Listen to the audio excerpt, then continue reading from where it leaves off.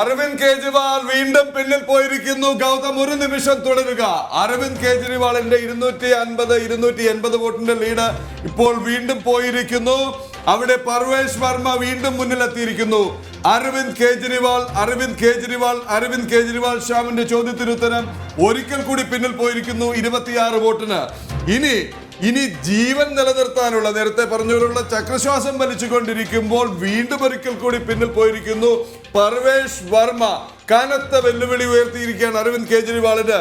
ശ്യാമിന്റെ മറ്റൊരു ചോദ്യത്തിനുള്ള അപ്ഡേറ്റ് വരുന്നു. പൂർവാഞ്ജലി മേഖല ആപ്പിനെ കൈവിട്ട് BJP-യോട് അടുക്കുന്നു. മധ്യനിരക്കാർ കിങ് മേക്കേഴ്സ് പൂർവാഞ്ജലി മേഖലയിലും തേരോട്ടത്തിനൊരുങ്ങുന്നു BJP. അതിൽ ഏറ്റവും പ്രധാനപ്പെട്ടത് യോഗി ആദിത്യനാഥ് എന്ന ഒരു മനുഷ്യന്റെ കൃത്യമായി തന്നെയുള്ള റാലികൾ അതിൽ വലിയ സ്വാധീനം ചെലുത്തിയിട്ടുണ്ട്. ചൂണ്ടിക്കാട്ടിയ പോലെ കുംഭമേള തിരക്കിനിടയിൽ നിന്ന് 15 വട്ടം റാലി നടത്തിയ എനിക്ക് തോന്നുന്നു ഞാൻ ആ സമയത്ത് ഗൗതത്തോട് അത് പറഞ്ഞിരുന്നു. കാരണം നമ്മുടെ 6-ാം തമ്പുരാൻ സിനിമയിൽ പോലെയായിരുന്നു. കാരണം അത് വിളിച്ച സമയത്ത് തന്നെ ജഗന്നാഥൻ ഓടി എത്തി എന്ന് പറഞ്ഞതുപോലെ തിരക്കിനിടയിൽ സ്വാഭാവികമായിട്ടും ഗൗതം ആ കാര്യം കൂടി ഒന്ന് വേഗത്തിൽ.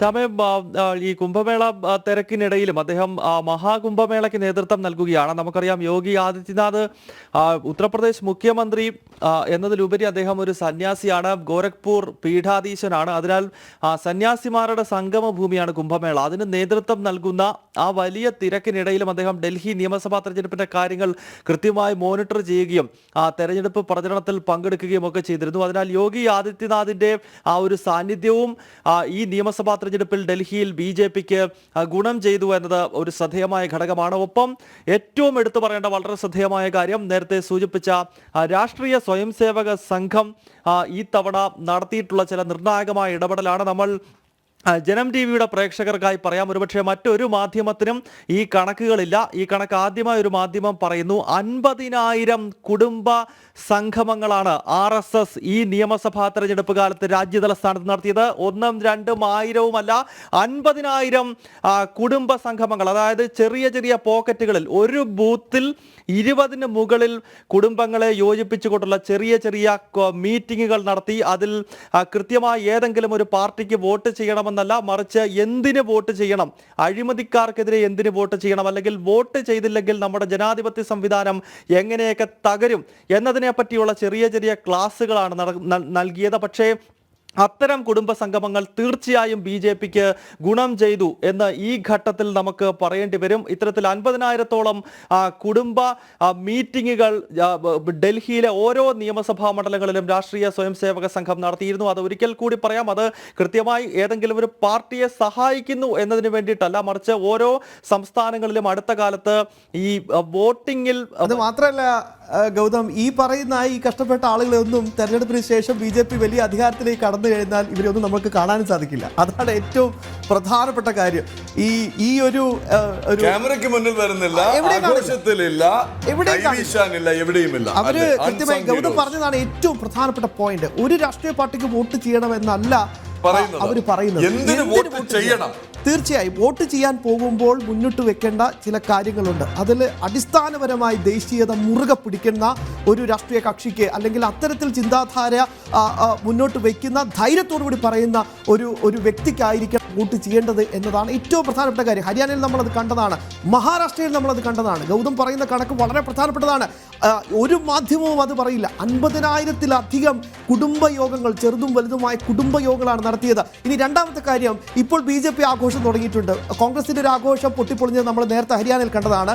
ഇവിടെ BJP-യുടെ ആഘോഷത്തിന്റെ 2 പ്രധാനപ്പെട്ട ആത്മവിശ്വാസം കൂടി ഞാനൊന്ന് പ്രേക്ഷകരോട് പങ്കുവെക്കുകയാണ്. 17 സീറ്റുകളിൽ BJP സ്ഥാനാർത്ഥികളുടെ ഭൂരിപക്ഷം 5000 കടന്നിരിക്കുകയാണ്. ഡൽഹി പോലൊരു സംസ്ഥാനത്ത്, 70 മണ്ഡലങ്ങളുടെ സംസ്ഥാനത്ത് 5000-ത്തിലധികം വോട്ടിന്റെ ഭൂരിപക്ഷത്തിൽ മുന്നിട്ട് നിൽക്കുക എന്ന് പറഞ്ഞാൽ ഇറ്റ്സ് വെരി ഇമ്പോർട്ടൻറ്റ്. ആൻഡ് ഒരു പ്രധാനപ്പെട്ട കാര്യം, 6 സീറ്റുകളിൽ മാത്രമാണ് ഇപ്പോൾ BJP-ക്ക് നിലവിൽ 1000-ൽ താഴെ വോട്ടുകൾ ഭൂരിപക്ഷത്തിൽ ഇപ്പോൾ നിലയുറപ്പിക്കുന്നത്. അതുപോലെ തന്നെ 6 സീറ്റിൽ ആം ആദ്മി പാർട്ടിയുടെ ലീഡ് നിരയും 1000-ൽ താഴെ. വോട്ട് ഷെയർ കണക്കുകൾ വരുന്നു. BJP-ക്ക് 47.84, ആം ആദ്മി പാർട്ടിക്ക് 42, കോൺഗ്രസിന് 6.86. വീണ്ടും നമ്മുടെ ന്യൂസ് ഡെസ്കിന് ഒരു കയ്യടി കൂടി. കെജ്രിഫാൾ എന്നൊരു പ്രധാനപ്പെട്ട ഒരു വിലയിരുത്തൽ കൂടി നമ്മുടെ Janam TV news desk team നൽകിയിട്ടുണ്ട്. താമരപ്പൂക്കാലം വരുന്നു, ചൂലിനെ തൂത്തെറിഞ്ഞു. വീണ്ടും ഗൗതത്തിലേക്ക് തന്നെ പോവുകയാണ്. ഗൗതം വീണ്ടും ചോദിക്കുന്നതിൽ വേറെ ഒന്നും തോന്നരുത്, അതൊരിക്കലും വേറെ രീതിയിലല്ല ചോദിക്കുന്നത്. ഗൗതം, ഇപ്പോഴും എൻ്റെ ചോദ്യം, കോൺഗ്രസ് ക്യാമ്പ് എന്താണ് അവിടെ സംഭവിക്കുന്നത്? അവരൊക്കെ എവിടെ പോയി?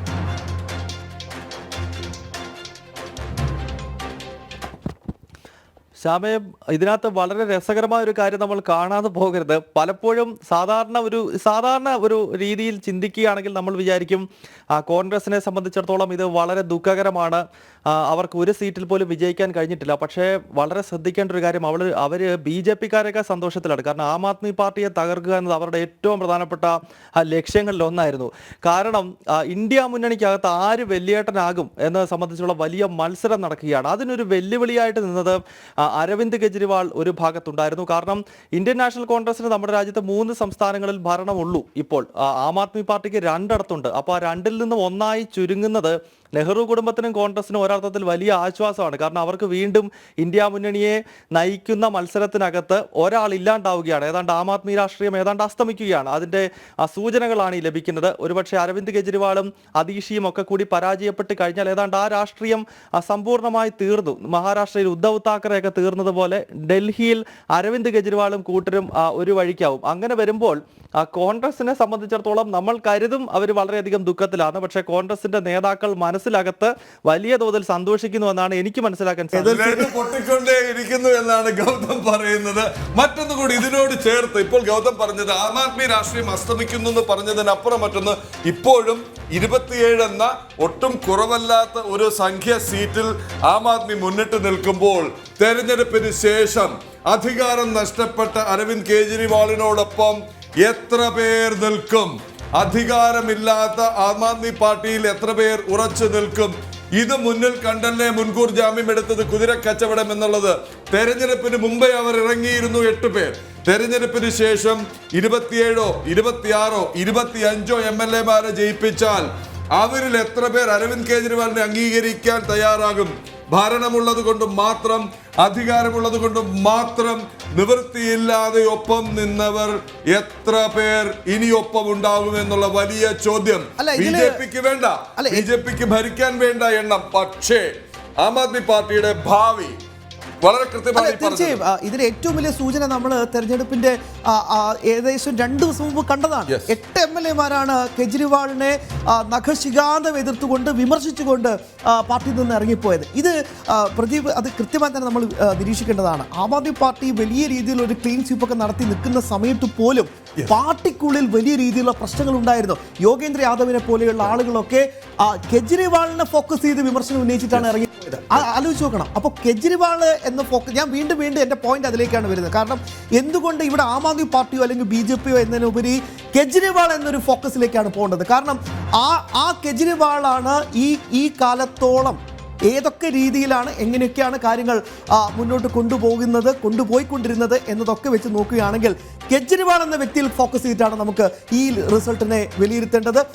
ഇപ്പോൾ ഏറ്റവും ഒടുവിൽ നമുക്ക് ലഭിക്കുന്ന വിവരങ്ങൾ അനുസരിച്ച് കെജ്രിവാൾ ന്യൂഡൽഹി മണ്ഡലത്തിൽ പിന്നിലാണ് എന്നാണ് ഏറ്റവും പ്രധാനപ്പെട്ട കാര്യം.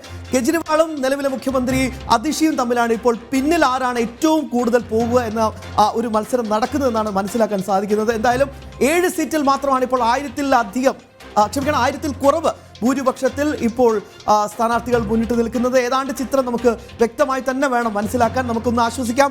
ഒരു ചെറിയ സീറ്റിൽ ആം ആദ്മി പാർട്ടിയുടെ ലീഡ് 1000 താഴെ. ക്ഷമിക്കണം, വളരെ കറക്റ്റ് ആണ്. അത് 7 സീറ്റിൽ മാത്രമാണ് ആം ആദ്മി പാർട്ടിയുടെ അപ്ഡേറ്റ്. ഇപ്പോൾ വന്ന അപ്ഡേറ്റ് 6-6 ആയിരുന്നെങ്കിൽ ഇപ്പോൾ ആം ആദ്മി പാർട്ടിയുടെ ലീഡ് നില 7 സീറ്റിൽ 1000-ൽ താഴെയായിരിക്കുന്നു. അപ്പോൾ സ്വാഭാവികമായിട്ടും 2 സീറ്റിൽ മാത്രമായി BJP-യുടെ, അതായത് 1000-ൽ താഴെ ഭൂരിപക്ഷത്തിൽ മുന്നേറുന്ന BJP സ്ഥാനാർത്ഥികൾ 2 പേർ മാത്രമേ ഉള്ളൂ. അപ്പോൾ അതിന്റെ അർത്ഥം ഈ 41 ഇടത്തും കംഫർട്ടബിൾ മെജോറിറ്റിയിലേക്ക് BJP സ്ഥാനാർത്ഥികൾ വരുന്നു എന്നൊരു സൂചന കൂടി അവിടെയുണ്ട്. വളരെ കൃത്യമായ സൂചന. അതാണ്, അവിടെയാണ് ഏറ്റവും വലിയ പോയിന്റ്. ഇതിന് മാറിമറിയുമോ, നമ്പർ മാറിമറിയോ എന്നുള്ള ചോദ്യത്തിന് ഉത്തരമാണ് സാധാരണഗതിയിൽ വമ്പൻ ഭൂരിപക്ഷം നൽകാത്ത ഡൽഹി നിയമസഭാ തെരഞ്ഞെടുപ്പിൽ 1000 വോട്ടിൽ താഴെ മാത്രം ലീഡുള്ളത് 2 BJP സ്ഥാനാർത്ഥികളെങ്കിൽ 1000 വോട്ടിൽ താഴെ ലീഡുള്ളത് 7 ആം ആദ്മി പാർട്ടി സ്ഥാനാർത്ഥികൾ. അപ്പോൾ ഇതാണ് ട്രെൻഡ്, ഇതാണ് ഫലസൂചന. ഇങ്ങനെ തന്നെ പോകുമെന്ന് ഈ ഘട്ടത്തിൽ നമുക്ക് പറയാം.